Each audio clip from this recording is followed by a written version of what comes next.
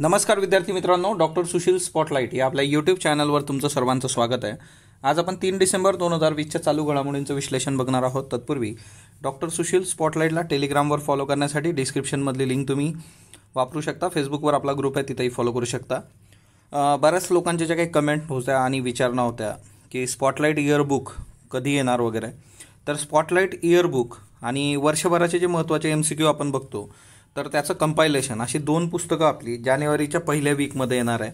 याच्यामध्ये 1 जानेवारी ते 31 डिसेंबर 2020च्या संपूर्ण वर्षाचा आढावा असेल। आणि दुसरी महत्त्वाची गोष्ट की हे जे स्पॉटलाइट MCQ बुक आहे, हे खास विद्यार्थ्यांची जी मागणी होती त्याच्यानुसार आपण बनवतोय आणि हे एक छोट्या मॅगझिनच्या याच्यात राहील। वर्षभरातले इम्पॉर्टंट MCQ तुम्हाला तिच्यात दिले जातील, है ना। तर एक 30 रुपयापर्यंत 25 रुपयापर्यंतच त्याचं कंपायलेशन आपण करण्याचा प्रयत्न करतोय। तर स्पॉटलाइट रायटिंग फोरमच्या ज्या ॲक्टिव्हिटीज आहेत त्यामध्ये इनरोल करण्यासाठी spotlightwritingforum@gmail.com या मेल ID वर मेल तुम्ही करू शकता। IAS मेन्स करता daily answer writing, weekly GS आणि एसे, MPSC मेन्स करता मराठी निबंध, इंग्रजी निबंध या ॲक्टिव्हिटीज आहेत। आजची जी पहिली न्यूज आहे आपली ती आता लसीकरणासंबंधीची आहे। ब्रिटनमध्ये सोमवारपासून फायझरची लस दिली जाऊ शकते। रशिया आणि अमेरिकेमध्येही ती तयारी केली जाऊ शकते। फायझरची जी लस आहे तर ती ब्रिटनने त्यासंबंधीची परवानगी दिलेली आहे आणि फायझरची लस आपण बघत होतो। आता भारतामध्ये फायझरची लस येऊ शकते का, तर त्याचा मेजर इश्यू आपल्या इथं आहे की फायझरची जी लस आहे तिचा -70 डिग्री सेल्सिअसवर तिला ठेवावं लागणार आहे आणि अशी व्यवस्था आपल्याकडे है ना खूप प्रॉपर नाही आहे आणि त्याच्यामुळे आपल्या इथे हे लवकर तरी वर्क होणार नाही। पण बघूयात की ब्रिटनमध्ये हे सगळं सुरू होतं आहे मग तिच्यातून कशा पद्धतीने गोष्टी वर्क होतात।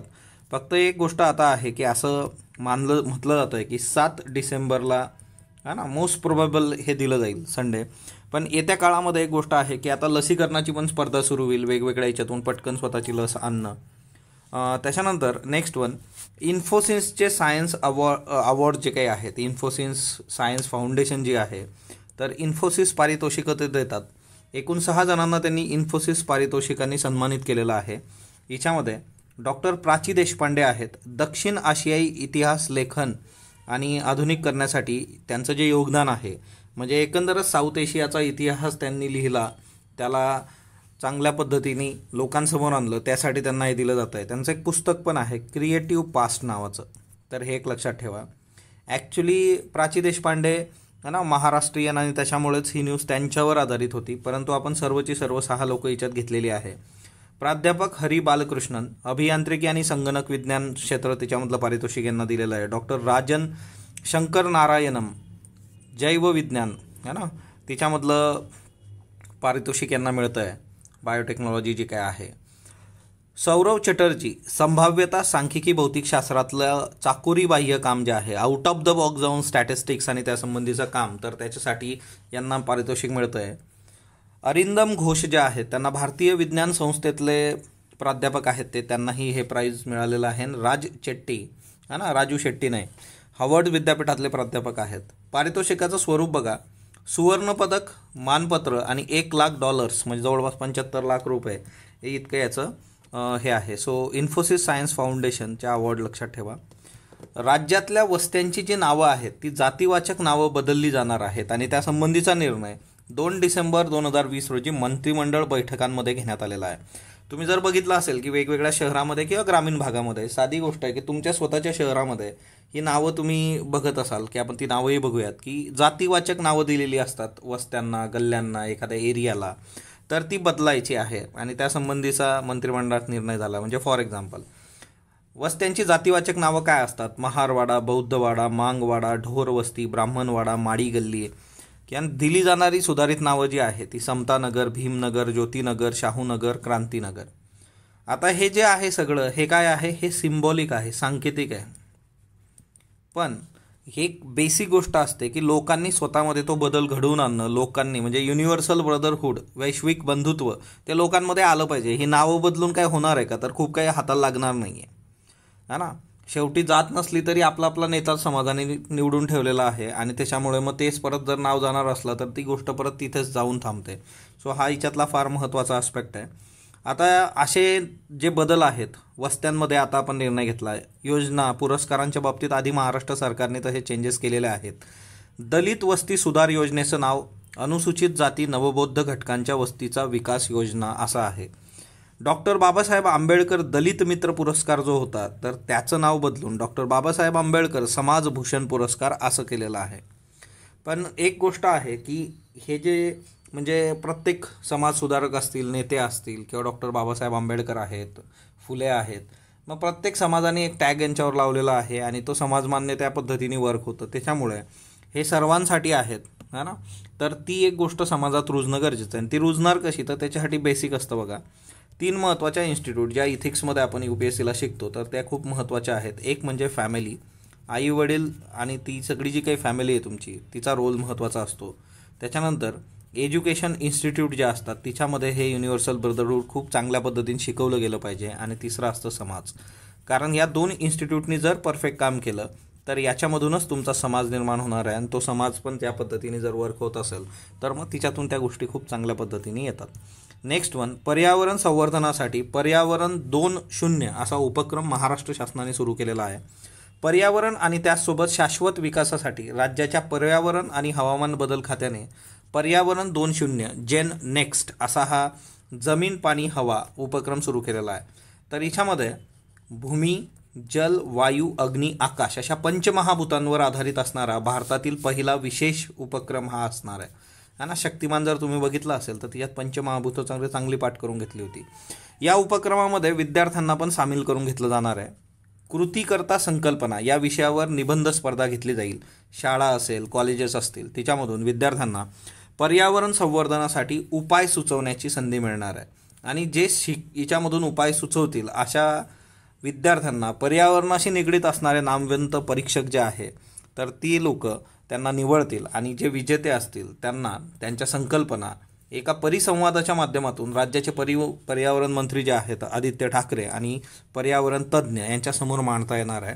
आणि तिच्यातून कदाचित असं होऊ शकतं की तुमच्या संकल्पना येत्या काळामध्ये महाराष्ट्रामध्ये राबवल्या जाऊ शकतात. तर ह्या गोष्टी होतात.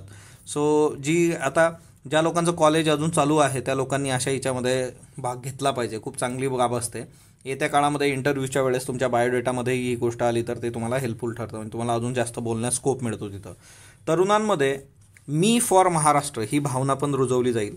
उपक्रमात सहभागी निरी आणि PWC या संस्था आहेत. उपक्रम राबवण्याची जबाबदारी पर्यावरण हवामान बदल विभाग महाराष्ट्र राज्य आणि प्रकल्प मुंबई यांची आहे. तर एकंदरीतच दुसरा एक प्रोजेक्ट पण महाराष्ट्र शासन राबवत होतं पर्यावरण संवर्धनाचा, तोही आपल्याला माहीत पाहिजे. माझी वसुंधरा अभियान. हवामान बदल आणि पर्यावरणीय समस्या याविषयी नागरिकांना जागरूक करणं, पर्यावरणात अनुकूल बदल घडवून आणण्यासाठी प्रोत्साहन देणं यासाठीची माझी वसुंधरा अभियान अशा पद्धतीचं अभियान होतं बघा है ना. तर ही एक लक्षात ठेवा. त्याच्यानंतर नेक्स्ट वन, मासातोशी कोशिबा, वय वर्ष 94, भौतिकशास्त्राचे शास्त्रज्ञ होते आणि यांचं निधन झालेलं आहे. विश्वातील न्यूट्रिनो कणांचं अस्तित्व सांगणारी ही व्यक्ती आहे. 2002 भौतिकशास्त्राचं नोबेल पारितोषिक त्यांना देण्यात आलं होतं विभागून. ओके. सो मासातोशी कोशिबा, न्यूट्रिनो कणांचं अस्तित्व. आता न्यूट्रिनो कण हे इतक्या वेळा न्यूजमध्ये असतात त्यामुळे ही व्यक्ती आपल्यासाठी जास्त महत्त्वाची ठरते. त्याच्यानंतर भारत ऑस्ट्रेलियाचा 1 दिवसीय सामन्यांची मालिका जी होती तर ती काल संपलेली आहे आणि भारताने ही मालिका गमावलेली आहे 2-1ने. व्हाईट वॉशच मिळतो काय असं वाटत होतं पण चला थँक गॉड की शेवटचा सामना आपण जिंकलो. मालिकावीर जो आहे तो स्टीव्ह स्मिथ आहे ऑस्ट्रेलिया.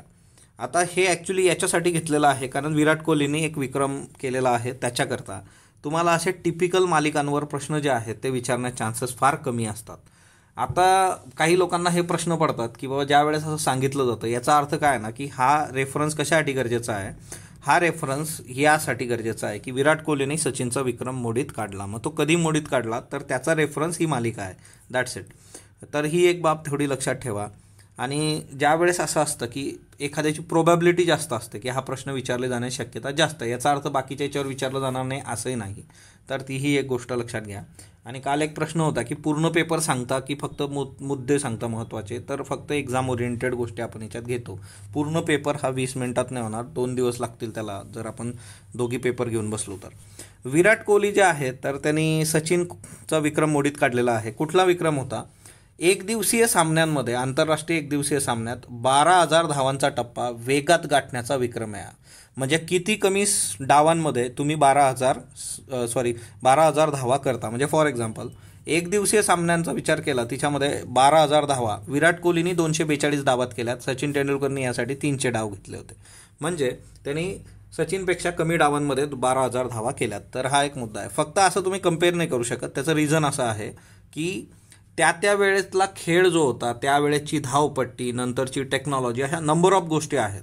तर तुम्ही असं एखाद्या काळातली व्यक्ती, 17व्या शतकातली व्यक्ती आणि 2020 मधली व्यक्ती यांना तुलना करू शकत नाही त्यांची, कारण त्यावेळेची परिस्थिती, त्यावेळेच्या गोष्टी त्या वेगवेगळ्या असतात. पण हा विक्रम आहे. एक दिवसीय क्रिकेटमध्ये 12,000 धावा करणारा विराट भारताचा दुसरा आणि जगातला 6वा फलंदाज ठरला. मग पहिले 5 कोण आहेत जगातले? सचिन तेंडुलकर आहेत, कुमार संगकारा, रिकी पॉन्टिंग, सनथ जयसूर्या आणि महिला जयवर्धने. सो 6 लोक आहेत की ज्यांनी एक दिवसीयमध्ये 12,000चा टप्पा पार केलेला आहे. जस्ट ईट, आता हा एक ब्रँड आहे बघा. जस्ट ईट काय आहे तर हे कृत्रिम मांस आहे. तर प्रयोगशाळेत तयार करलेलं मांस, आणि ते तयार करणारं जे स्टार्टअप आहे, म्हणजे जी कंपनी आहे तिचं नाव आहे जस्ट ईट. जस्ट ईट हे अमेरिकेतलं स्टार्टअप आहे. प्रयोगशाळेमध्ये कृत्रिम मांस जस्ट ईटनी तयार केलेलं आहे. सिंगापूर सरकारने या कृत्रिम मांसाला स्थानिक बाजारात विक्रीची परवानगी दिली आहे. म्हणजे जस्ट ईट जे कुठली कंपनी आहे, अमेरिका, सिंगापूरने त्यांना विक्री करण्याची परवानगी दिली की तुम्ही स्थानिक मार्केटमध्ये हे विकू शकता.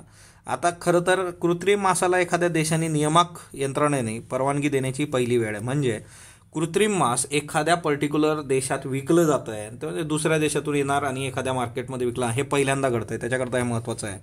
कृत्रिम मांस जे आहे त्याला क्लीन मीट असं म्हटलं जातं, है ना. ह्याला क्लीन मीट असं का म्हणतात तर त्याचं रिझन असं आहे की या मांसासाठी कोणत्याही प्राण्यास अथवा पक्ष्याला मारण्याची आवश्यकता नसते आणि म्हणून त्याला क्लीन मीट असं म्हटलं जातं. MCQ करता हा मुद्दा एक महत्त्वाचा आहे, लक्षात ठेवा. ओके. मध्यंतरीच्या काळामध्ये बघा जेनेलिया डिसूजा आणि है ना त्यांचे मिस्टर, ते पण ब्रँड घेऊन आलेले आहे बघा असा व्हेज मीटवाला. तर त्याची बरीच चर्चा होती, तुम्ही सोशल मीडियावर बघितलं असेल, है ना. Riteish Deshmukh and team. Bhopal gas दुर्घटना आणि चिंगारी टस्ट. आता बघा भोपाळ गॅस दुर्घटना ऑलरेडी आपण 2 डिसेंबर है ना राष्ट्रीय प्रदूषण दिवस है ना ते डिस्कस केलं होतं. भोपाळ गॅस दुर्घटना 2-3 डिसेंबर 1984च्या मध्यरात्री झाली होती. म्हणजे 2 डिसेंबरची मध्यरात्र आणि लगेच मग 3 येणार 12 नंतर.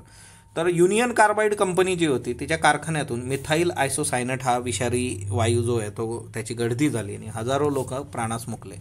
हिच्यामध्ये मुद्दा असा होता की ही जी हजारो लोक मृत्युमुखी पडली, ही जी लोकं होती ही एकतर रोजंदारीवर काम करणारी मजूर लोक मोठ्या प्रमाणात हिच्यात होती आणि त्याच्यामुळे आजही त्यांच्या कुटुंबासमोर आर्थिक विवंचनेचा सामना त्यांना करावा लागतोय. कारण हिच्यामध्ये बरीचशी लोक कायमस्वरूपी अपंग झाली, कायमस्वरूपी त्यांचे हेल्थ इश्यू सुरू झाले, मेडिसिन्स त्यांना लागतात.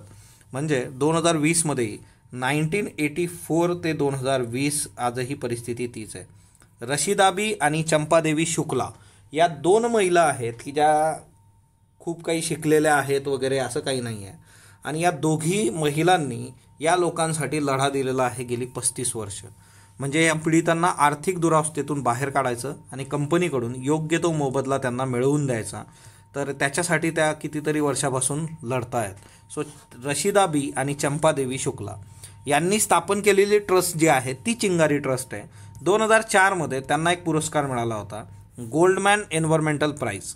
आणि त्या गोल्डमॅन एन्व्हायरमेंटल प्राईजची जी रक्कम होती ती होती $1.25 लाख.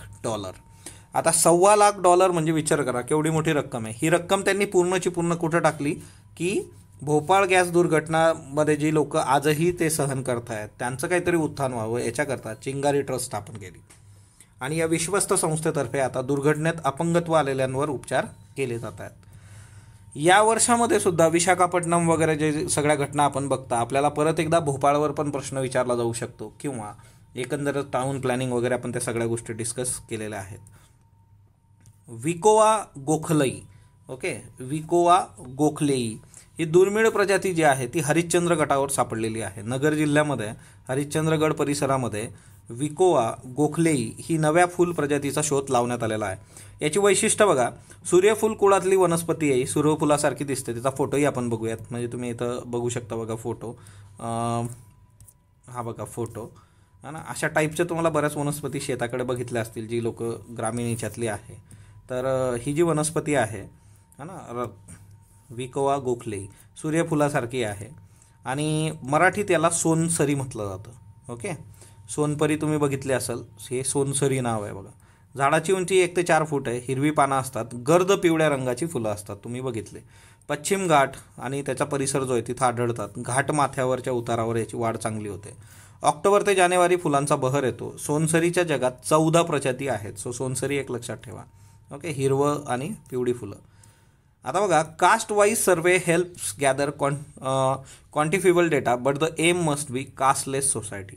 आता आपण काय करतोय, सोशिओ इकॉनॉमिक जे आहे म्हणजे कास्ट सेन्सस जे आहे की जातीनुसार मग ते सगळं सेन्सस वगैरे त्या सगळ्या गोष्टी, तर ॲक्च्युली त्याची गरज कशासाठी पडते की फॉर एक्झाम्पल की रिझर्वेशन सारखी गोष्ट आहे, मग त्याच्यामध्ये तुम्हाला कास्ट बेस्ड ज्या गोष्टी केल्या जातात मग तिच्यामध्ये त्या गोष्टी की किती लोक आहेत, काय आहे त्यांचं प्रमाण, तर ते गरजेचं ठरतं. जसं तमिळनाडू आहे बघा. आता हे जे 50% रिझर्वेशनचा मुद्दा आहे तो इथं क्लिअर करतो की जी काही इंदिरा सहानीची केस आहे बघा, जी आपण ऑलरेडी बऱ्याच वेळा बघितली आहे, मागच्या वर्षीच्या याच्यात पण ती कव्हर केली होती. इंदिरा सहानीच्या याच्यात म्हटलेलं आहे की 50%पेक्षा जास्त रिझर्वेशन नको, परंतु मग आपल्याकडं जे काही उदाहरण प्रत्येक वेळेस दिलं जातं की तमिळनाडू 69, तर इथं बघा हे फार क्लिअर आहे की तमिळनाडूला त्यांचं 69% रिटर्न करण्यासाठी कास्ट बेस्ड जे काही सेन्सस आहे त्याची गरज आहे. म्हणजे ज्यांना तुम्ही दिलेलं आहे की पट्टली मक्कल कच्ची 20% एक्सक्लुझिव्ह जे काही रिझर्वेशन दिलं गेलं होतं एज्युकेशन आणि गव्हर्नमेंट जॉबमध्ये, वन्नियार कम्युनिटी जी आहे तर की जो एक मोठा इलेक्टोरल बेस आहे, म्हणजे इथं एकतर ते किती मागास आहे त्याच्यापेक्षा त्यांची मतं किती आहेत हे पण जास्त मॅटर करतं बघा. तो एक मोठा इलेक्टोरल बेस आहे, मतं मोठी आहेत त्यांची. तमिळनाडूमध्ये हे एक्सक्लुझिव्ह 20% रिझर्वेशन दिलं गेलं होतं, परंतु ते रिटेन करण्यासाठी यांना आता कास्ट सेन्ससनुसार दाखवावं लागेल की खरंच परिस्थिती अजून तशीच आहे. म्हणजे बरीच लोक म्हणतात की तिथं ते आहे, तर ते तसं नाही आहे, ते ॲक्च्युली कोर्टातच आहे, फक्त स्टे नाही आहे तिच्यावर, तर तेही एक लक्षात ठेवा. आणि त्याच्यानंतर अशा कितीतरी कास्ट आहेत की ज्या कास्टमध्ये ही मागणी वारंवार होते की जसं गुर्जर आहे, जाट आहे, पाटीदार आहे, वन्नियार आहे, किंवा महाराष्ट्रामध्ये आता मराठा आरक्षण असेल, धनगर आरक्षण असेल, तर ह्या सगळ्या जर बाबी बघितल्या तर मग इथं कुठंतरी कास्ट हा मुद्दा येतो. फक्त मुद्दा असा आहे की सेन्ससमुळे तुम्हाला या गोष्टी कळतात की कोण किती लोक आहेत, त्यांचं प्रमाण काय आहे वगैरे वगैरे सगळ्या गोष्टी, परंतु मुद्दा एवढा आहे की जरी आपण हे करत असलो किंवा 2011मध्ये आपण सोशिओ इकॉनॉमिक कास्ट सेन्सस आणली बघा, आणि तिच्यामध्ये एक लक्षात ठेवा 1931 नंतर आपण कधीही कास्ट बेस सेन्सस केलेलं नाही आहे, कास्ट वाईज डाटा तयार केलेला नाही आहे, फक्त एक्सेप्शन याच्यासाठी होतं SC ST. ओके, तर ती एक बाब लक्षात ठेवा. परंतु आताच्या काळामध्ये की जी काही पॉलिटिकल इलेक्टोरल सेन्सिटिव्हिटी आहे आणि ज्या काही वेलफेअर योजना आहेत त्याच्यासाठी हा डेटा गरजेचा आहे, परंतु हे जरी असलं तरी आपल्याला कास्टलेस सोसायटी पाहिजे है ना, म्हणजे जाती नसलेली है ना एक समाजाची निर्मिती याच्यातून झाली पाहिजे, तर तो एक महत्त्वाचा मुद्दा आहे. आता बघा, हा रोमानियामधला एक स्तंभ आहे. हा ॲक्च्युली अमेरिकेमध्ये उटाह नावाचं वाळवंट आहे, तिथं हा स्तंभ दिसला होता आणि हा स्तंभ दिसला याची चर्चा व्हायला लागली. स्टीलसारखा चकचकीत स्तंभ वाळवंटामध्ये कुठून आला, काय आला. काही लोक म्हटले की बाबा ना एखाद्या कलाकाराची कलाकृती असू शकते, जुन्या काळातलं असू शकतं. काही लोक म्हटले एलियन ठेवून गेले का माहिती कलेक्ट करायला, आणि या 2-3 दिवसांनी गायब पण झाला, कदाचित कोणी काढून घेऊन गेला असेल. ओके, आता इथं दुसरं आहे की त्याच टाईपचा रोमानियामध्ये पण एक स्तंभ आढळला. आता हा जो रोमानियामधला स्तंभ आहे तर हा थोडासा वेगळा आहे. तिथलं जे काही पेत्रोदोवा डेशियन किल्ला आहे तिथून काही मीटर अंतरावरच धातूचा स्तंभ उभा आहे आणि ती उटाहाची पुनरावृत्ती झाली. हा पण 2 दिवसानंतर गायब झाला. तर बघू याच्याबद्दल जर इन केस काही गोष्टी आल्यात तर. चेंगी 5 हे यान गेलं होतं बघा चंद्रावर, सगळं ड्रिलिंग वगैरे ते आता करतं आहे आणि चंद्रावरचे जे काही आहे खोदकाम करत मातीचे आणि खडकांचे नमुने ते जमा करतं आहे. तर त्यावेळेस हे सगळं प्रोसेस पूर्ण होईल. तर ऑलरेडी आपण ते बघितले होते त्याच्या बेसिस गोष्टी, तर त्यावेळेस आपण बघूयात. तर चेंगींनी ओशनस प्रोसेलॅरम भागामध्ये लँडिंग केलेलं आहे आणि मग ते सगळं येईल आणि त्या सगळ्या गोष्टी होईल. हे सगळं आपण बघितलं होतं बा, रशियाची जी काही पूर्वीची मोहीम अमेरिकेची, तर हे कव्हर केलेलं आहे. स्टॅच्यू ऑफ युनिटीच्या इथं पैशाचा PR उघड झाला, जवळपास 5.24 कोटी. म्हणजे विचार करा तुम्ही, जे काही तिकीटं वगैरे तिथले आहेत तर त्या तिकिटांच्या पैशाचा हा सगळा इश्यू होता की तिकिटातून जमा झालेले पैसे संबंधित खात्यात वेळेत जमात न केलेला प्रकार उघडकीस आला. जवळपास ती रक्कम आहे 5.24 कोटी. गुन्हा दाखल झाल्या लगेच रक्कम खात्यात जमा झालेली आहे. फक्त मॅनेजमेंटकडून हे स्पष्ट करण्यात आलेलं नाही अजून की कोण काय इश्यू आहे. आणि सगळ्यात महत्त्वाचं म्हणजे कुणाला अजून अटक नाही आहे. पण तुम्ही बघू शकता की ह्या गोष्टी किती सर्रास आपल्या इथं चालतात. एस टी महामंडळाला 1,000 कोटींचं सहाय्य देण्यात आलेलं आहे. 6 हप्त्यांमध्ये रक्कम दिली गेलेली आहे. आता ॲक्च्युली बघितलं गेलं तर एस टी महामंडळाचं जे काही कंबरड मोडलेलं आहे हे सगळ्या वेगवेगळ्या पक्षांनी सत्तेत आल्यानंतर त्याचा फार पाहिजे तसा वापर करून त्याचं फार काही ठेवलेलं नाही आहे. म्हणजे पूर्ण मायनसमध्येच सगळं गणित आहे. याच्यासाठी जर असं म्हटलं होतं की पूर्ण वेळा IAS अधिकारी देऊन जर गोष्टी प्रॉपर केल्या तर याच्यातून काहीतरी होऊ शकतं. राजकीय सामाजिक खटले मागे घेण्यासाठी सरकार नियम करतं आहे आणि त्याच्यासाठीचे काही निकष ठेवणार आहे. जसं 5 लाखाच्या पेक्षा जास्तीचं जर नुकसान केलेलं नसेल तर त्या केसमध्ये पण खटले मागे घेतले जातील आणि याच्या संबंधीचे निकष तयार होत आहेत. ते तयार झाल्यानंतर ते निकष आपण बघूयात. बरेच लोक भरतीसंबंधी विचारत राहतात. बघा, तलाठी भरतीचा मार्ग मोकळा केलेला आहे. बीड, औरंगाबाद, नांदेड, सोलापूर, सातारा, धुळे, अहमदनगर 7 जिल्ह्यांमध्ये. तर त्यासंबंधी तुम्हाला नोटिफिकेशन पण येतील. कालचे प्रश्न बघा. महारोगी सेवा समितीबद्दल बिनचूक विधान निवडा. डॉक्टर शीतल आमटे यांनी स्थापना केली. बाबा आमटेंनी केलेली आहे. ओके, सो हे चुकीचं स्टेटमेंट आहे. कुष्ठरोग्यांचे उपचार पुनर्वसन करते. बरोबर आहे, फक्त ब. राम जाधव यांच्याबद्दल योग्य विधान निवडा. अकोला येथे रसिकाश्रय ही संस्था स्थापन केली. बरोबर. 91व्या अखिल भारतीय मराठी नाट्य संमेलनाचे अध्यक्ष होते. नाट्यक्षेत्रात ते मामा म्हणून परिचित होते. आता इथं जर हा शब्द बदलून आपण चित्रपटसृष्टी केलं असतं, ओके, मराठी चित्रपटसृष्टी, तर तिथं उत्तर येतं अशोक सराफ. ओके, तर ही एक गोष्ट लक्षात ठेवा. त्याच्यामुळे तिन्ही स्टेटमेंट जे आहेत, सॉरी हे अबक, तर ते बरोबर आहे, पहिला उत्तर. भारतीय विद्यार्थ्यांनी श्रुती चक्क हिला कोणत्या देशातील बेस्ट इम्पॅक्ट अवॉर्ड शाश्वत विकास ध्येय मिळालं? जपानमधलं आहे. ओके, क्युशू विद्यापीठाचं होतं. महाराष्ट्र राज्यातील पहिले बालस्नेही पोलीस ठाणे कोणत्या शहरात कार्यान्वित झाले आहे? पुणे. 2018 पासून 2020 पर्यंत वाघांचे राज्य ही ओळख असणारं राज्य कुठलं? मध्य प्रदेश. 2 ग्रह एकमेकांजवळ येतात त्याला ग्रहांची युती म्हणतात. 21 डिसेंबर 2020 रोजी गुरु आणि बुध या ग्रहांची युती होणार आहे. तर बुध आहे का बरं? इथं नाही. त्याच्यामुळे फक्त स्टेटमेंट अ आहे. भारतातील सर्वाधिक एड्सचे रुग्ण खालीलपैकी कुठल्या राज्यात? महाराष्ट्रात आहेत. आजचे प्रश्न घ्या. महाराष्ट्र शासनाने विजयकुमार समिती कशासाठी स्थापन केली? करोना लस, एस टी महामंडळ, स्थलांतरित मजूर, जलयुक्त शिवार. योग्य जोड्या ओळखा. गुगल सुंदर पिचाई, IBM अरविंद कृष्णा, बाटा संदीप कटारिया. फक्त अबक. दुआरे सरकार ही मोहीम कोणत्या राज्याशी संबंधित आहे? राजस्थान, ओडिसा, पश्चिम बंगाल, गुजरात. विक्रांत विमानवाहू युद्धनौकेबाबत बिनचूक विधान निवडा. भारताची पहिली स्वदेशी बनावटीची युद्धनौका. रशियन बनावटीच्या निवृत्त विक्रांत युद्धनौकेवरून नाव. स्की जम्पसह 30 विमानं व हेलिकॉप्टरचा समावेश यावर होऊ शकतो. फक्त क. अबक फक्त अ. अण्वस्त्र केंद्रावरील देखरेख बंद करण्यासाठी संयुक्त राष्ट्राच्या निर्बंधातून बाहेर पडण्यासाठीचं विधेयक आणणारा देश कुठला? Iran, Iraq, Germany, Saudi Arabia. खालीलपैकी कोणत्या विद्यापीठातील रसायनशास्त्र विभागाला भारतीय शास्त्रज्ञ डॉक्टर युसुफ हमीद यांचं नाव देण्यात आलं आहे? Harvard, Cambridge, MIT, Columbia. याची उत्तर तुम्ही कमेंट बॉक्समध्ये देणार आहात. स्पॉटलाईटला जो तुम्ही प्रतिसाद देता त्याबद्दल मी आपला आभारी आहे. स्पॉटलाईटला लाईक करा, शेअर करा, सबस्क्राईब करा. धन्यवाद विद्यार्थी मित्रांनो.